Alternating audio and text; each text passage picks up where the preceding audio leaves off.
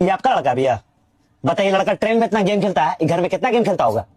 यही सब के कारण आज भारत इतना पीछे है। सही बात है। अगर नहीं ध्यान दीजिएगा ना भैया, तो यही सब लड़का जानते हैं कल को करके यही सब ट्रेन में चटपटिया झालमुड़ी नहीं बेचा तो बेकार। गलत बोले भैया?